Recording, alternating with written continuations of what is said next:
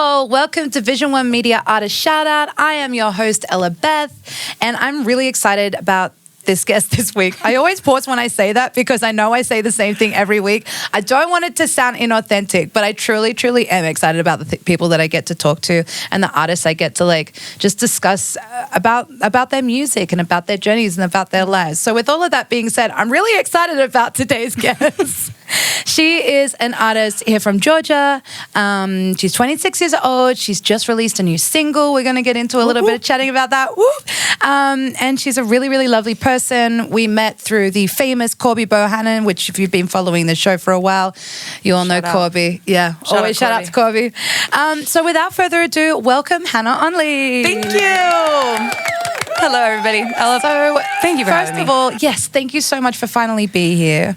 The anticipation is... It's been a couple of weeks for me to try and get this teed up because I'm just such a space cadet and we're super busy here. So thank you so much. Of course. Thanks for having me. It's awesome to have you. So before we get into any of the music stuff, you were just telling me a little anecdote about your personal life that's outside of music. Can we get a little world first? Yeah, heard it here first. No, I just literally had one of those moments that people talk about in the movies or a book where a guy comes up to you at the coffee shop and he's like, hey, but I thought this guy, I'm going to be straight with the listeners. I was sitting at a corner table, great location in this coffee shop, getting work done. I think I have this really weird face when I'm focusing. And so I was not paying attention to anybody. Packing myself up to come here, look up, and I see this cute guy kept looking over at me. And I'm like, oh man, this guy totally wants my table. Good for him. I am leaving. And then he keeps looking. So I was like, do you want this table? And then he was like, yeah, comes over. And I said, man, I really thought to him, I go, either I'm having a great hair day or you want this corner table. And he goes, honestly, I just wanted to come talk to you. And then he asked for my phone number. So chivalry isn't dead. Wasn't chivalrous. Kinda. I like that. If a guy should come up and ask you out. Right. Yeah. So heard it here first. Woo! So we'll see. Yeah. We'll see. All right. So basically, what the crux of the matter is that hopefully we'll get some updates on online. Maybe updates. We'll see. Hopefully he checks out the song. Hopefully he goes on Instagram. He's like, oh, nice one. Maybe he'll listen to the podcast. That is because that's kind of as an artist, that really is your superpower. You know, people just take you at face value, and then they see you, and then they're like, and then they hear you, and they're like, she's got a magic talent. You're like. Yeah. I think people say the same about you, Ella Beth. Oh, she's also talented. Check her out. Thank you. So tell me about Hannah ONLEY as a developing artist. Where did you sort of get your start? Yeah, no. So it's a funny long story. I felt like my stories are always too short, too long. I try to put it in one thing because I don't pursue music full time. Right. But I started singing and playing guitar when I was 9 or 10, and it's been a very staple part of my life since then. Right. I went to Belmont University and studied nursing and played a lot of shows and gigs on the side, wrote a lot with some fun people, did a couple demo things. But it starts way back in, 4th or 5th grade. We all had to play an instrument. My mom was like, you have to play some sort of stringed instrument. But I wanted to play guitar because I always would hear music and we would play songs in the car. We'd watch movies. We'd sing on the top of our lungs. We were always just and it's kind of hard to sing and play violin. 100%. 100%. Nobody really wants to do that. Yeah, it's strange. We're not the Celtic women. No. We are in America. But yeah, so I just have loved music and appreciate it from a young age. I have a talented aunt who's recorded some stuff, done some bluegrass country. Cool. And then, it started developing, I think, just when I picked up guitar, realized it didn't sound too bad. I had a really awesome guitar instructor, Rebecca Loby. She is a folk artist now that kind of travels and sings. Was on The Voice. And so, wow. Yeah. That really makes the difference, doesn't it, for a young 100%. artist, to have someone like that. And for someone older than you, I was just doing it for fun as a hobby, and then I realized, I want to sing along to these songs that I'm learning, like Camp Rock and High School Musical, these little cheesy songs. And then through middle school, I did talent shows and just had people like Rebecca or my family or other adults in the music world in my sphere that were like, hey, you really should foster this and can enjoy it as a hobby and take off with it. But I was never pushed one way or the other to do something big or crazy. But if I ever wanted to, I would have 100 people saying, "Go for it, you can Supporting do you, it." yeah. So I So you I've picked loved it. up the guitar around in grade 5, and then you realized you could sing along. When did the songwriting start happening for you? Funny story within my family. So there's this one song I wrote literally just about the beach, and I actually just got back from the beach with my family, and we are just big family people, big tradition, nostalgia, all that stuff. And I wrote a song for my mom about like loving the beach. And now it's just the corniest, silliest song. I think I was 11 or 12, 6th, 7th grade. And now just to make fun of me, but also with lightheartedness, we always just sing it to each other. And it's like literally like the beach. Like it's the weirdest. I'm just singing about the beach, Elbeth. Like there's nothing... No good songwriting. Do you all? It's not on the internet. Do you all sing it in like the car trip on the way to the beach? Oh yeah, or just like at the beach, just like mom's like pointing at you. So I wouldn't count that as my beginning of writing, but I That was your first like foray. Yes, kind of, and and then it's like cute boy in the math class, or I'm like gonna sing about, I don't know, my sister and my family. So I started writing 11 or 12, and then I started playing stuff I was writing maybe in 8th grade. I played at Eddie's Attic once or twice and did a little writers around there. And then in college, started fine-tuning kind of what I wanted my sound to be like. And it's always, writing is fun. I've always enjoyed writing, even not songwriting. I'm a big journaler. I have a whole shelf on my bookshelf that's just full of completed journals because I'm just a writer and a reader and a song. And so do you journal every day? Yep, usually every day. Wow. And it's anywhere from, I don't know, personal thoughts, goals, dreams. My faith is really important to me, so I pray a lot and I write prayers and look back on, the week, the month, the year, and just go, oh my gosh, I have changed, or this is something I still want to work on, or this is something I'm grateful for. So try to be consistent in that, and it's really helpful for me. Yeah, I love that. It's really, I guess that turns journaling into it is discipline when you're being 100%. consistent with it. But getting to like literally see day by day the changes that your life has had, or maybe you've even had like mentally, emotionally. Oh, 100%. And it helps you.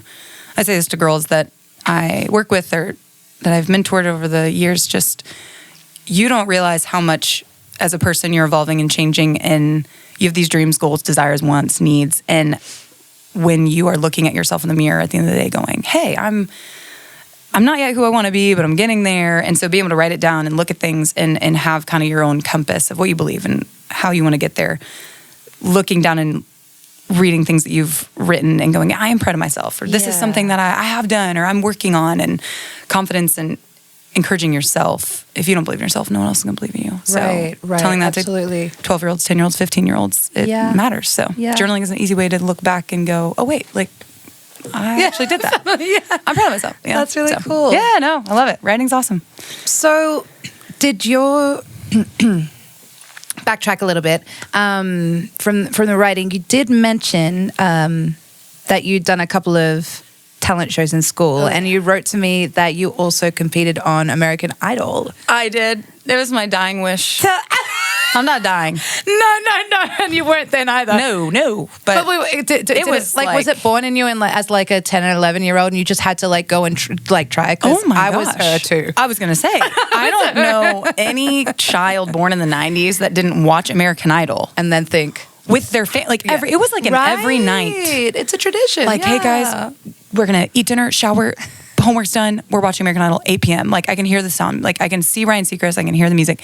So I have always loved the show. And when I was 16, a sophomore in high school, they came to Atlanta, did the whole tour. And I mean, my mom and I waited like 5 a.m. You wait outside, do the lines. I did that. I was gonna say, did you do it too? It's fun. Hectic. And it's hectic, but it's like so incredible. And I will never forget it. It's just something I had always, sing in the shower and sing in my house and be like, one day I just want to sing for the judges. So I made it through the first round and got a ticket, and they tell you all these things and you can't really tell anybody, and it's this whole deal. And then I made it through to the next one.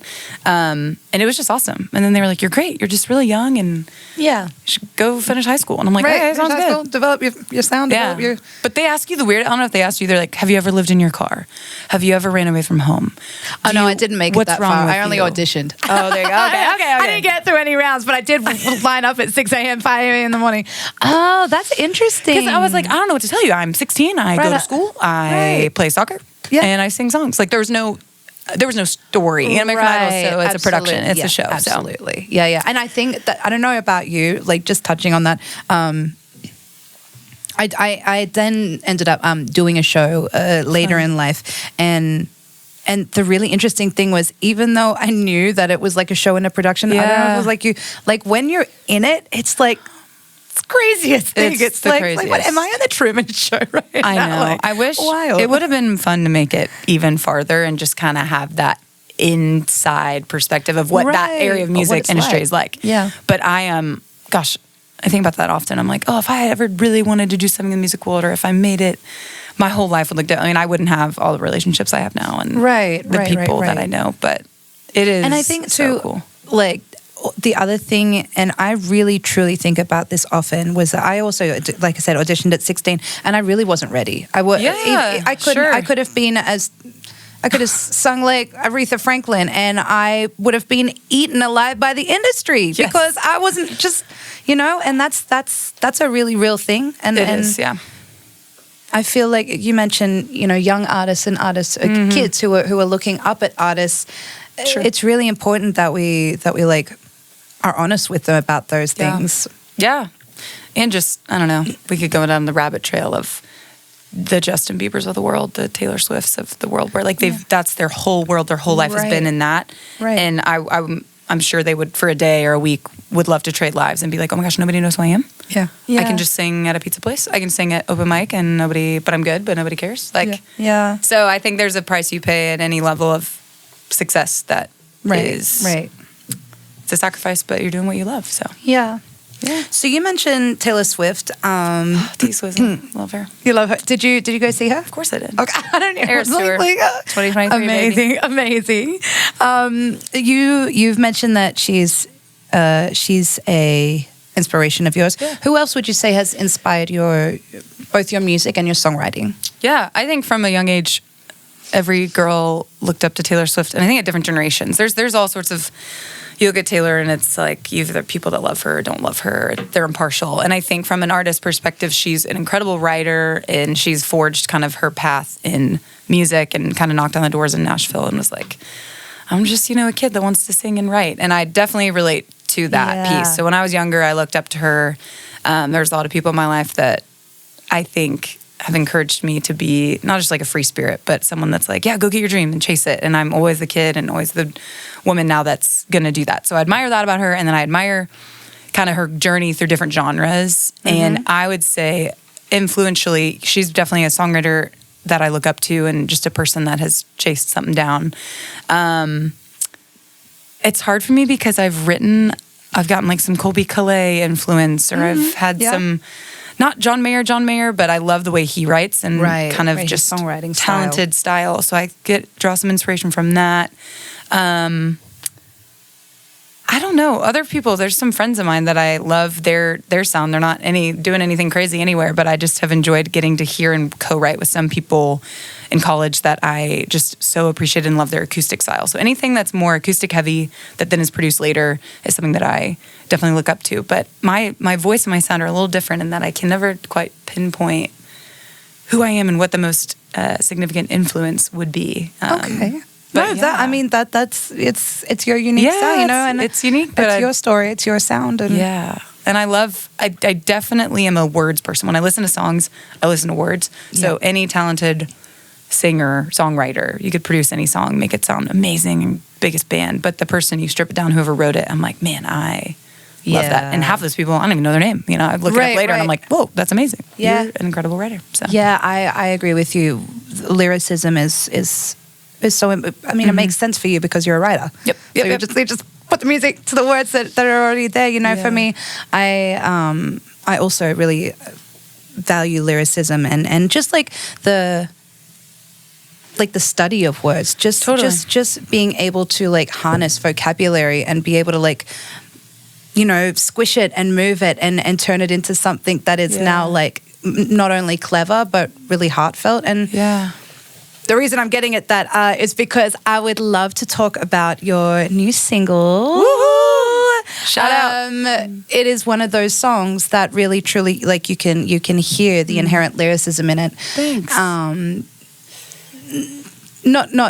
Not only just because of the beautiful subject matter, which is beautiful. We'll get more about that in a second. But just the way that you have used the language to tell the story and to invoke like a real.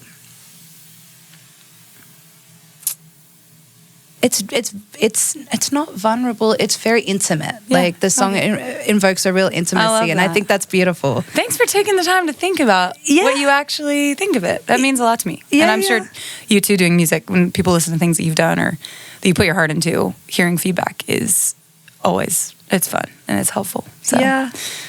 So tell me about the song. It's called Lucky Man. Yes, and Lucky Man. When you said you were releasing it on Father's Day at a bar called Dad's, I thought it was all about your dad. And it is about your dad, but not in the way that you would. He's not the lucky man. I mean, he is a very lucky man. Love him. Shout out Dad. Reed. Yeah, shout out Dad. He's the best. He's the best guy I know. Tell me about it. Yeah, so Lucky Man is a song that I wrote I think I wrote it in maybe 15 minutes on my back porch. Wow. Any of my favorite songs that I've written or finished, which we all have like 500,000 half-written songs on our notes app. Right.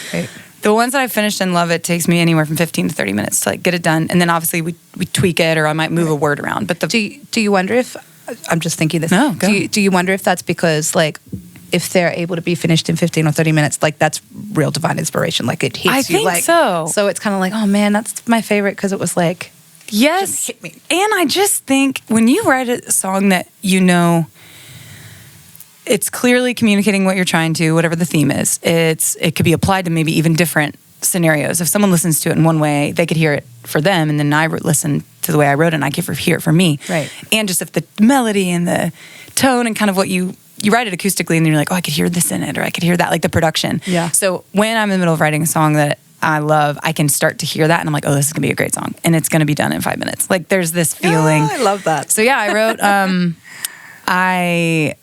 So the song's called Lucky Man. It's written from the perspective of if my dad.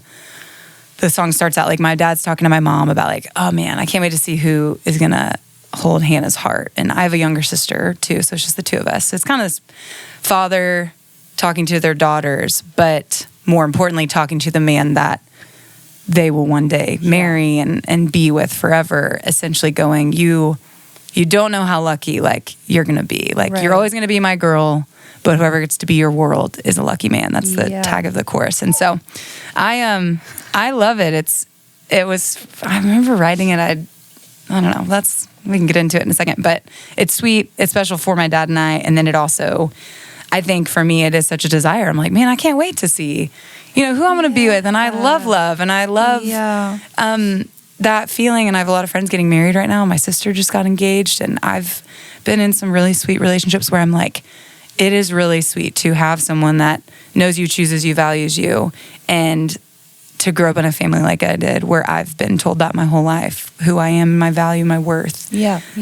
I think it's imperative for every human to know that you are worth being pursued and loved in a way that makes you. It just makes you special and complete. And like, for me, my dad has always told me, this is what you deserve and this is who you are. And so whoever gets to be, by your side is the luckiest man. Yeah. It's kind of beautiful because you gave your dad, because you're speaking from like your dad's point of view. You gave your dad a voice, but you also were able to talk about the things that are great about you, but not in a way that's like, I'm fantastic. It's like, it's kind of like here's my job application. Hey. Wife application. If you want to date her, she's here. No, yeah, I wrote it and I'm like, this is like my dad talking, but it's all the things I'm like, oh, Dad, could you say this? No. Anyway, no, I love that. We released it on Father's Day. There's a bar called Dad's here in Atlanta. That's like cool. And it was so funny. We were like, we have to do the release party there. And so we had maybe 40, 50 people show up, and we just raised a glass to, Corby and Julian, who were the incredible men who mixed, mastered, produced it. We had some awesome instrumentalists and just guys that played on the track. And so getting to have them there and give them a hug and give them recognition that they deserve and get to celebrate that with my friends and family was so fun. So, Yeah. and it's I'm so killing. It's glad. all over Spotify. Yeah. It's all over the place. So Right. So that was basically doing my job. So tell the people where to find you all over social media, where to find Lucky Man all over social media, Love the it. interwebs. Tell them people, listen up. I'm on Spotify, Apple Music. There's so many streaming devices that I haven't even heard of. They're there, every platform. I have a couple songs out on Spotify and Apple Music. One's Lucky Man, and then the other's called Thinking About You. I wrote it about a formal date of mine to a sorority function. So if anyone's ever been in that scenario, crushing on a guy, you'll love the song. If anyone's also been to a sorority function with a formal sorority function with a date. If anyone has, but no, so I'm on Spotify, Apple Music, YouTube. I've got other covers of songs I've done, and we're working on more music now, so should be fun. Yeah. So with that being said, what is kind of like the rest of 2023 looking like for Hannah Only Music? Well, we're like halfway through the year. Isn't that crazy? Isn't that crazy? I think like I know. Today or tomorrow. I've been working with Corby in his studio.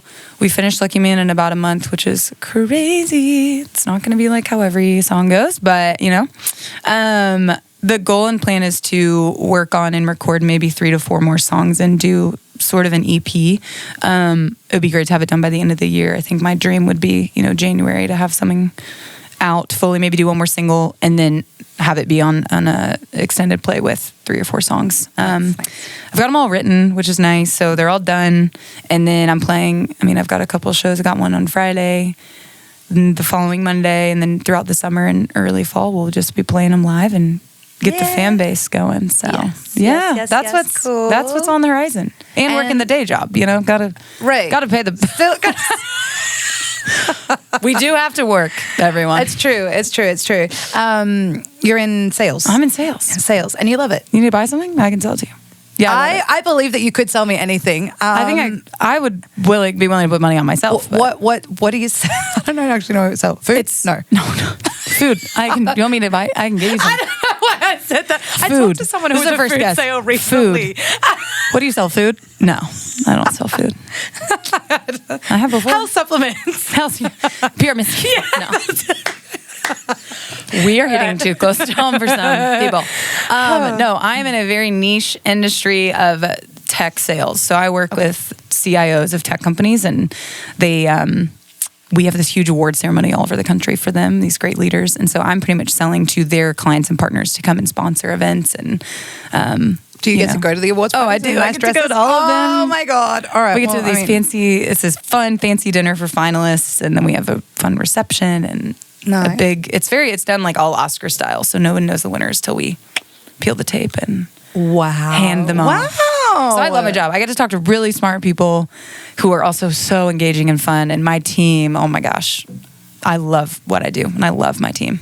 And I love that you're so passionate about it. I remember you saying that on stage when I saw you. You were like, when I'm not here with a guitar in my hands, I'm in sales and I love it. And I was like, damn, talks about work on a Friday night at a bar. She means it. She really loves it. I do. That's cool. Shout out. Thanks for taking a chance on me. Inspire. Love it. Yeah. Inspire's the name of the company. Yeah. Inspire Leadership Network. Inspire Leadership Network. Shout out. See you, girl. Yeah, we appreciate you. We do. Thank you. That's really cool. No, that is really awesome that you're a musician who gets to do what you love at nighttime and do what you love in the daytime. Yeah. That's not every musician's experience. It is not. So it that's is really not. Cool. I've done a few I was a nurse prior to when I got getting in sales. I can't talk. Okay, got it. Good. I did. Yeah, I got a nursing degree at Belmont, and then I worked at Vanderbilt as a pediatric nurse. So I worked with kids all the time. And then I jumped into med sales and then found this sales. So I've had I'm only 26. I've had some fun, different jobs. And this is my favorite so far. I love it. Yeah. Going up. I love that. Going up. So before we get to the end of our interview, usually I like to end with a little lightning round. Oh, here we go. Okay. Don't worry. I'm nervous about the sound effects.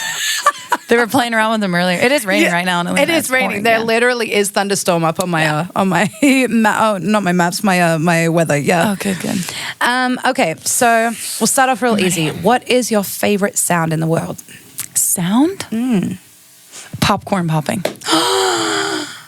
I don't know. I have never thought of that, but that's an excellent sound. You hear it and you smell it, and everyone everyone knows that. Yeah, I'm a popcorn nostalgic lover. Your mouth starts watering. I'm also a popcorn lover. Yes. All right. Cool. This is good. That's good to know.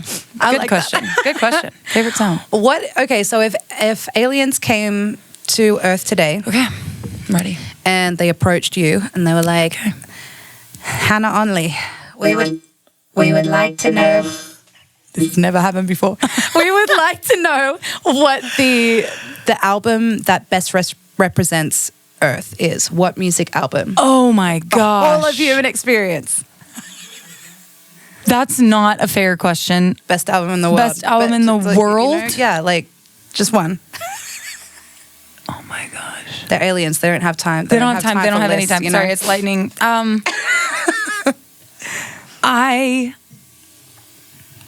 I can't even, I don't even know. I'm thinking of the Beatles. Like, I just feel like I'm thinking we've got a fan base all over the country, world, globe. Everybody knows who they are. They bring people together. You sit and watch their show. I wish I could have seen them live. I think that embodies the American experience, the British, everything. Like, I'm not making sense, but everyone loves the Beatles. I can't pick one. I'm just going to say the Beatles because I can't pick one album because they're all amazing. Yeah, thank you. That's great. No, that's it. But aliens, I'd be like, here's a human experience. Listen to any of their songs. Love, life, Get war, weird. get weird, and that's it. All right, cool. That was not lightning, but it was Beatles. It was an answer. Beatles. That's good. I like that one. Beatles. So, if you could be on a playbill at a festival with four other artists, okay? So it's Hannah Onley and 4 other artists at a festival playbill, dead or alive. Who would they be? Okay. Obviously Taylor Swift. I just think it'd be cool to share a stage with her. John Mayer. Mm-hmm. I'd love to play some of his songs with him. That would be really cool. Yeah. He does that sometimes with people. So yeah. Yeah, just sometimes, cool. Occasionally. Hey, we're gonna bring him Hannah Onley. Thank you so much.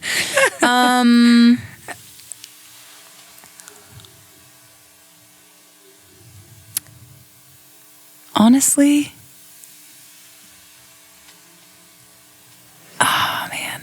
Okay, this guy's not super big. His name's Matt Kearney, Kearney. I love his sound. He's an incredible acoustic guitar player. I've always loved listening to him with my dad and my family. Cool. Yeah. I would love that. And then, honestly, maybe the Dixie Chicks. Yeah. I love no one's ever said that before, but I love that. That's it. I would pay VIP money for that festival. I mean, yeah. And maybe Casey Musgraves too. If we're doing all girl and then maybe do some guy and girl, I would add her Casey too. Musgraves. Yeah. She could have come. Yeah. If she wants. And she can come. Love her. She can sit with us. Love is a wild thing, please. Okay. That's a great festival. I would pay good money to come down and be. No, I would be down the front. Okay. I'd be like, we'll give you a VIP. If you and John Mayer did like Long Train or something, I think I would just melt. I'd just be like on the floor in a puddle of tears. Like, that's amazing. Anything, or like all the song Neon or Why Georgia. If I could sing Why Georgia with John Mayer, yeah, unreal. Yeah, that would be a real experience. I've seen him live and he's incredible. So I love that. For you. All right, so what I'm trying to think of, like, what are the other questions that you usually get to, Jared? Your lightning questions? My lightning round questions. There's a couple more, I feel like. I haven't done this in a minute. Like, do you have any questions for me?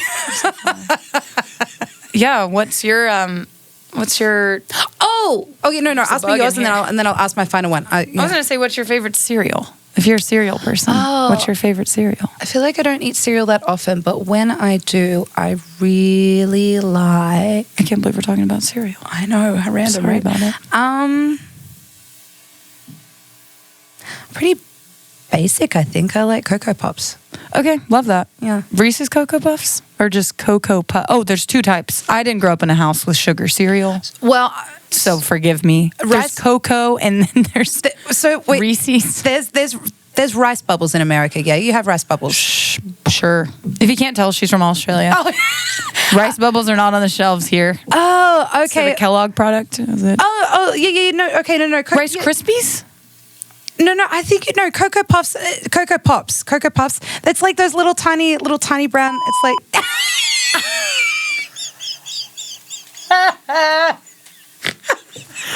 You've never done that before. That was so perfectly timed. All right. It's a chocolate cereal. I like chocolate. Great. I'm basic. Chocolate. Moving on. All right, final question. Okay.